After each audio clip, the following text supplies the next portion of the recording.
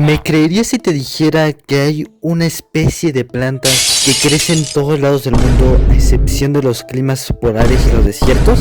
Lo más probable es de que no. Me dirás que estoy loco y que me fumé 3 tipos de estupefacientes diferentes. Pero la verdad es de que sí la hay. Sí hay una especie de planta y está presente en todo el mundo, a excepción de esos 2 lugares que ya mencioné. Y estas son las orquídeas. ¡Hola! Sí, las orquídeas. ¿Qué tienen de especial estas plantas, no? ¿Y por qué en el título del video digo que son clave? Bueno, pues aquí estoy yo y les voy a decir, pero antes de nada me presento. Konnichiwa, Akotanebrae, y el día de hoy veremos por qué las orquídeas son clave.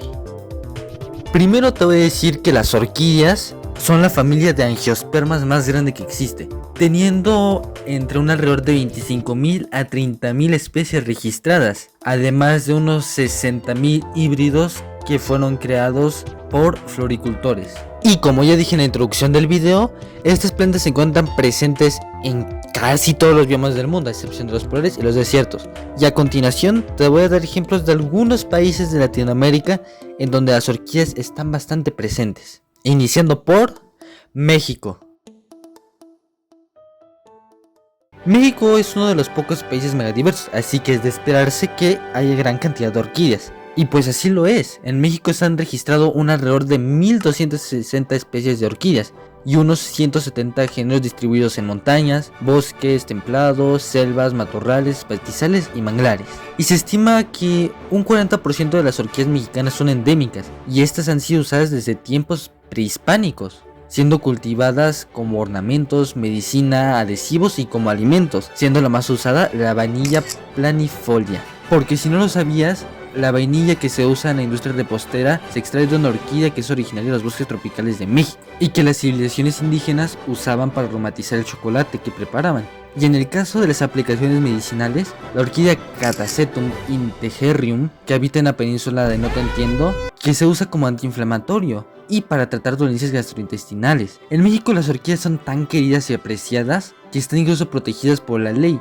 Y recientemente, gracias al Museo de la Orquídea de Coatepec en Veracruz, el Senado de la República aprobó en el año 2025 que el día 21 de marzo sería el Día Nacional de la Orquídea, con el objetivo de concientizar a la población sobre la importancia de las orquídeas y de mantener a salvo los ecosistemas donde éstas habitan, además de que crearon la Ruta de la Orquídea, donde se pueden apreciar varias especies de orquídeas mexicanas en su estado salvaje, específicamente en Coatepec, Veracruz, misma ubicación del Museo de la Orquídea. En resumen, México ha apreciado y usado las orquídeas desde tiempo prehispánico, y más reciente se ha impulsado la investigación para poder descubrir más uso de estas y buscar que la población tenga conciencia de estas. Si México no te pareció suficiente, entonces ahora pasemos con Brasil.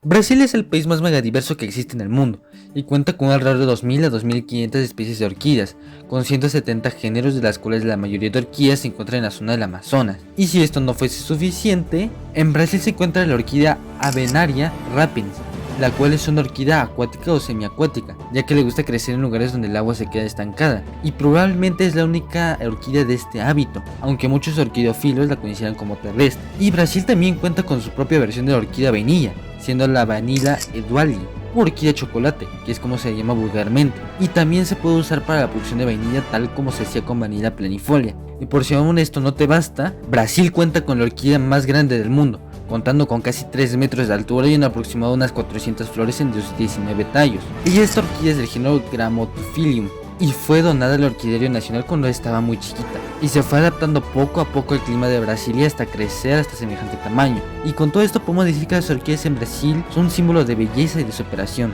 ¿Y quieres son más ejemplos? Bueno, pues pasemos con la gran Colombia, Venezuela, Ecuador, Panamá y Colombia.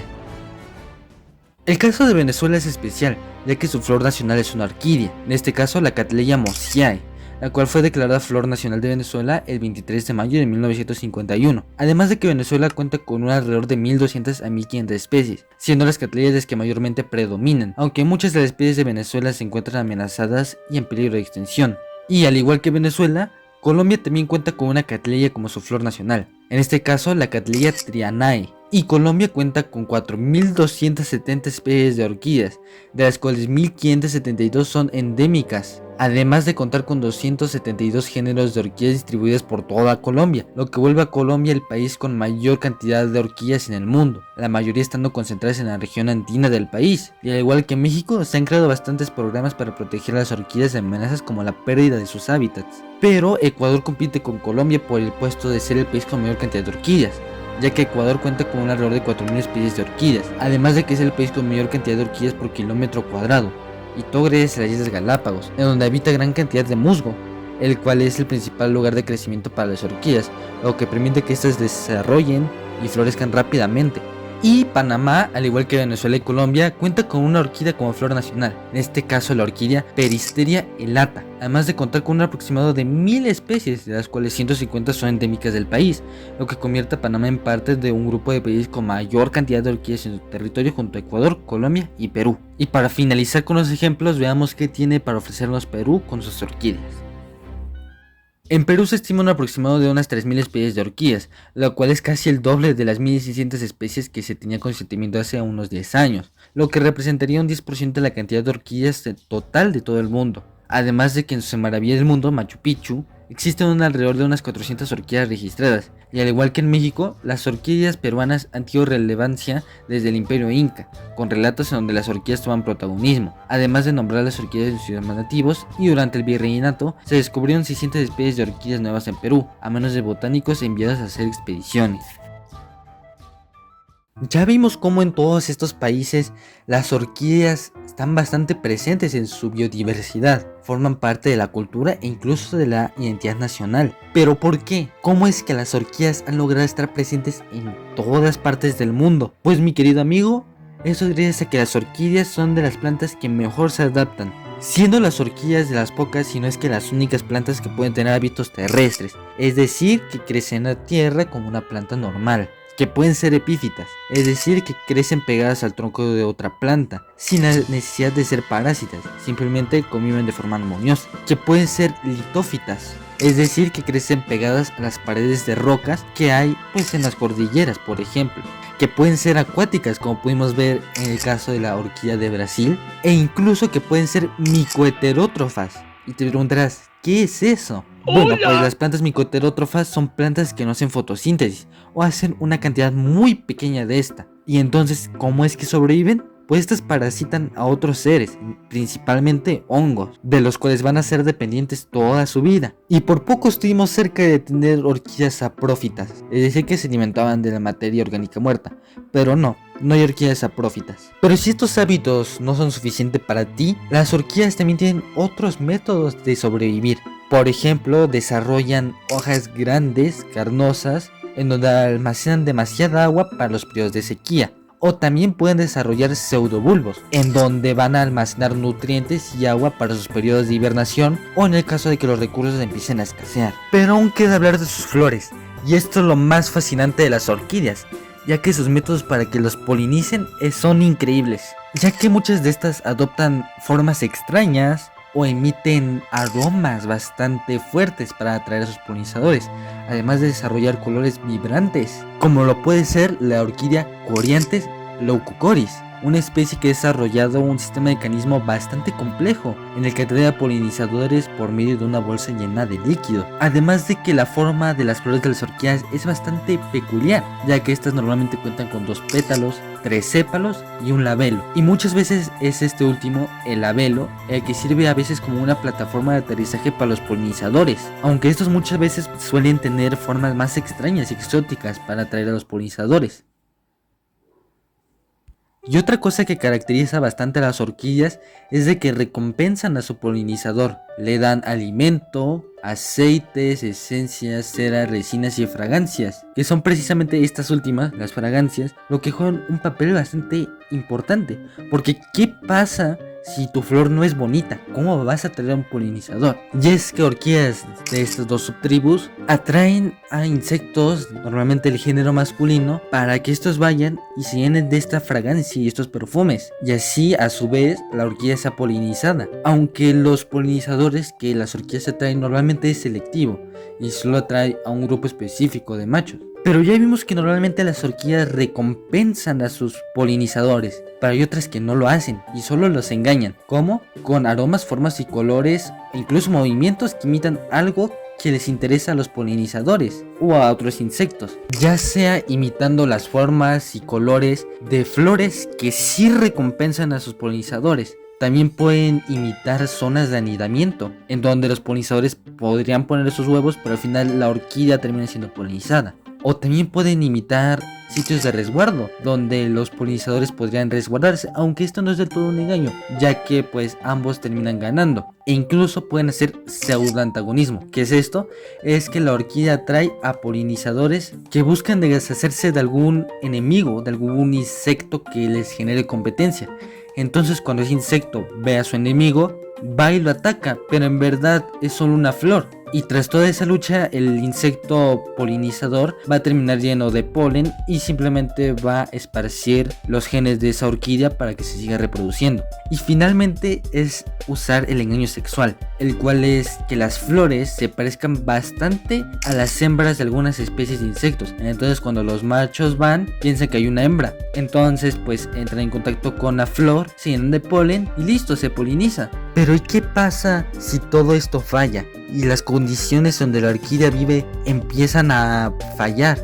O incluso que la orquídea está a punto de morir. ¿Qué pasa? Pues es que las orquídeas tienen un sistema de reproducción de emergencia bastante increíble, el cual es generar keikis, que significan hijos en hawaiano. ¿Y qué es esto? Pues es de que la orquídea genera un clon de sí mismo, y este clon va a estar adaptado a todas las condiciones. Y es precisamente este clon el que va a seguir con el legado de la planta madre. Normalmente cuando estos keikis aparecen significan que la planta ya va a morir, aunque en muchos casos puede significar que la planta está muy feliz con el ambiente en el que vive, entonces desea reproducirse. Y es que si no fuese suficiente con engaños, clonación, aromas y una enorme adaptación, las orquídeas también se pueden poner a hibernar para sobrevivir a temporadas hostiles. Normalmente este comportamiento es más visto en orquídeas con pseudobulbos. Y es que estas orquídeas van a acumular demasiada energía en sus pseudobulbos y cuando llegue la temporada hostil, adiós a las hojas y la orquídea va a entrar en reposo absoluto. Esto hasta que las condiciones sean favorables otra vez para la orquídea. Y con todo esto que te he dicho, lo más probable es de que pienses que las orquídeas son invencibles, son seres perfectos, pero la verdad es de que no. Y es que las orquídeas son de las plantas más vulnerables que existen. Esto gracias al cambio climático, a la deforestación. Y te preguntarás, pues, ¿qué tiene que ver? Pues es que muchas de las orquídeas dependen de la sombra de los árboles para no quemarse. Sí hay otras que pueden recibir luz directa, pero las orquídeas epífitas, ¿qué pasa con ellas? Ellas dependen de un árbol, pero si talan ese árbol, adiós orquídea, adiós árbol. También el cambio climático crea una temperatura más cálida o más fría, y es que estas pequeñas variaciones en el clima pueden afectar al ciclo de crecimiento de las orquídeas y puede que estas se estresan, no se adapten y mueran. Además de que el tráfico ilegal de estas está bastante presente, ya que la gente va, las extrae de sus hábitats y las vende. Y una última cosa es de que sus polinizadores están desapareciendo. También por lo mismo, por el cambio climático y la introducción de especies invasoras. Y es que muchas de las orquídeas dependen de una sola especie de polinizador, lo que las hace bastante vulnerables. Pero dejando de lado las orquídeas, esto está pasando con muchas otras especies de plantas y de animales, incluso de microorganismos. Y es que la actividad del ser humano pues ha afectado bastante a los ecosistemas. Y no estoy diciendo que el ser humano debe de morir y desaparecer, sino es de que hay que tomar conciencia. El ser humano lo causó y lo puede resolver. Somos los únicos capaces de tomar acción y de resolver todo esto, de poder revertirlo. Y es precisamente el objetivo de este video. Yo quería pues mostrar a las orquídeas, ver lo fascinantes que eran, pero a su vez enseñarte cómo es de que estas están desapareciendo, cómo muchas de estas están en peligro de extinción, cómo la gente trafica especies bastante exóticas. Pero no todo es malo. Hay bastante gente buena que está haciendo algo por las orquídeas, que se encarga de difundir toda la información sobre estas, de darle al mundo a conocer lo que son estas plantas. Y pues otra vez esto es lo que yo quería hacer con este video. Y bueno, pues como conclusión, nuestro planeta es único, debemos de cuidarlo. No hay otra tierra y como seres humanos debemos de tomar la responsabilidad de cuidarlo, de protegerlo, incluyendo todas las especies que hay dentro. Bueno, así que nos vemos. Yo fui Tenebrae y nos veremos en un próximo video.